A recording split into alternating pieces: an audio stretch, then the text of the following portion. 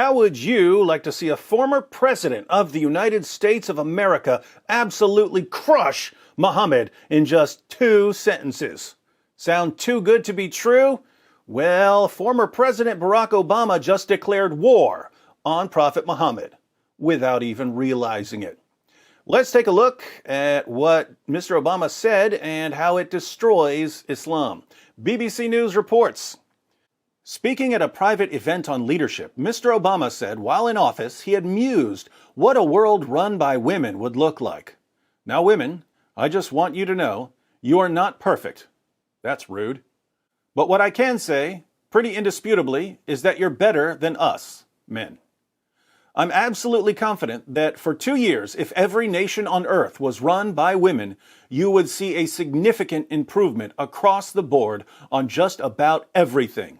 Living standards and outcomes. We have 2 important claims here. 1, women are indisputably better than men. 2, if every nation on earth were run by women for just 2 years, we would see a significant improvement in almost every area. Needless to say, scholars around the world are praising Obama for his honesty. For instance, the Brain Trust over at ABC said they can't think of anyone who would disagree with Obama's statements about women. Former President Obama was in Singapore talking about leadership and said, quote, "I'm absolutely confident that for 2 years, if every nation on earth was run by women, you would see a significant improvement across the board on just about everything." I don't know anybody who disagrees with that.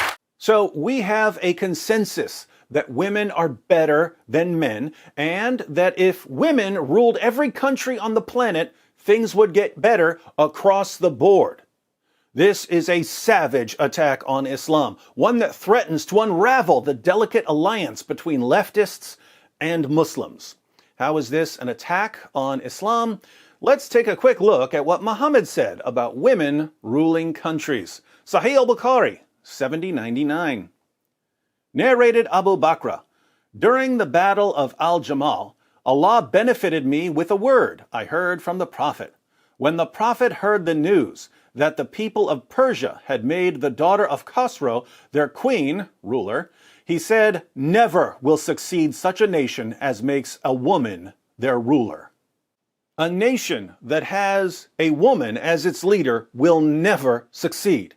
He's the Prophet. He would know. If he says that a female leader can never be successful, then what kind of racist, Islamophobic, hate-mongering bigots are Barack Obama and Whoopi Goldberg for saying that he's completely wrong? Now, since Muslims in the comments always accuse me of misrepresenting the Islamic position, let's take a look at what Muslim scholars have to say on this issue. On the Islamic scholars site, IslamQA, there's an article titled, "Ruling on Appointing Women to Positions of High Public Office," where they answer the question, is it legal Islamically to acknowledge females as our leader? Here we go. Praise be to Allah. Positions of leadership and high public office means taking on the mission of establishing Islam by reviving religious knowledge and establishing its foundations, engaging in jihad for the sake of Allah, which includes preparing armies and distributing war booty, establishing the judicial system, carrying out judicial punishments, fighting oppression, enjoining what is good and forbidding what is evil, acting as a deputy of the Prophet, yada yada yada. There is no dispute among the scholars that one of the conditions of the imam or leader is that he should be male. Notice, there is no dispute among the scholars. Ibn Hazm reported in his book Maratib al-Ijma that there was scholarly consensus on this point. Scholarly consensus. In the section he says, out of all groups of the people of the Qibla, i.e. all Muslim sects, there is not one that allows the leadership of women. There is no sect that allows women to be leaders. Al-Qurtubi reported something similar, and Al-Alama al-Shankiti said there is no difference of opinion among the scholars on this point. The evidence for this is the general meaning of the ayah, interpretation of the meaning, Men are the protectors and maintainers of women because Allah has made one of them to excel the other. That's chapter 4, verse 34 of the Quran. It is also clearly indicated by the hadith of Abu Bakr, who said that when the Prophet, yada yada yada, heard that the Persians had appointed the daughter of Khosrow as their queen, he said, "No people who appoint a woman as their leader will ever prosper." That's the hadith I quoted from Bukhari.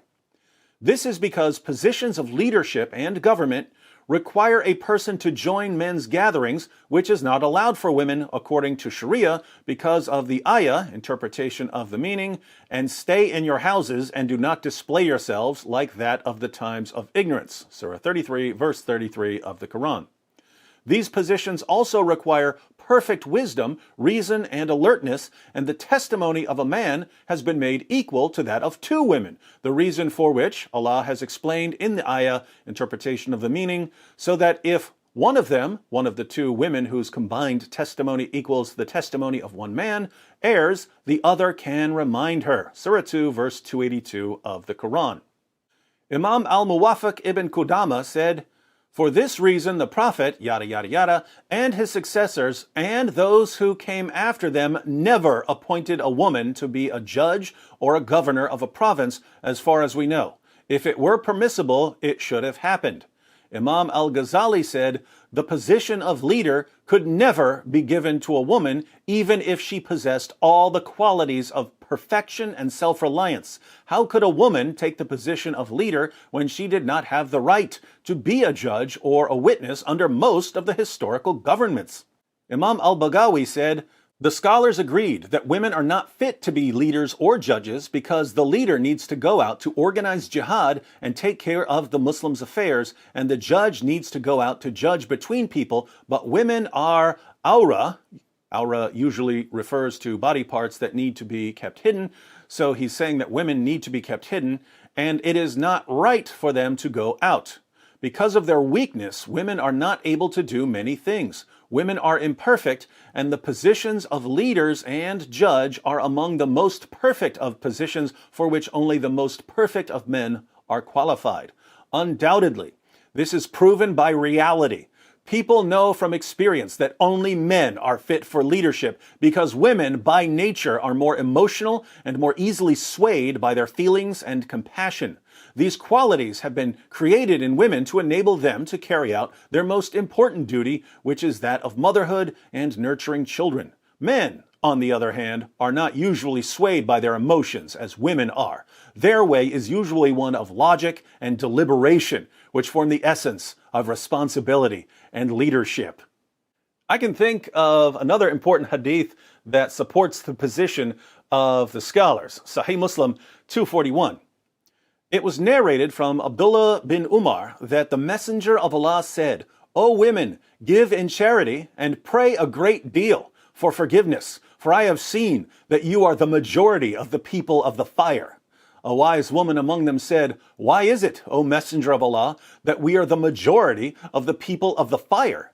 He said, "You curse a great deal and are ungrateful to your husbands. I have never seen anyone so deficient in intellect and religion, more overwhelming to a man of wisdom and reason than you." She said, "O Messenger of Allah, what does deficient in intellect and religion mean?" He said, "As for lacking in intellect, the testimony of two women is equivalent to the testimony of one man. This is deficiency in intellect. And a woman does not perform salat, ritual prayers, for several days, and she does not fast during her menses and Ramadan. This is deficiency in religion." So, women are, by nature, deficient in intellect and religion. This is why Muhammad tells them to give lots of money in charity. They need to try to make up for their shortcomings. Putting all of this together, according to Muhammad and Islam's greatest scholars, women are, by nature, stupid and immoral and inferior to men, and they have no place in leadership. That's why any country that has a woman as a leader is doomed to failure. By contrast, Barack Obama and his greatest scholars, the women on The View, insist that women are superior to men and that if countries would simply let women take over the important leadership positions, they would be entirely successful. what do Muhammad and Obama agree on? They agree that the first criterion of being a successful leader is having a certain gender, which is odd because, as everyone knows, gender is merely a social construct. Now for a few questions. To you, Obama fans. Do you agree with Barack Obama's claim that women are better than men and that if countries would simply put women in charge, everything would improve? If so, shouldn't you be horrified by Muhammad's teachings?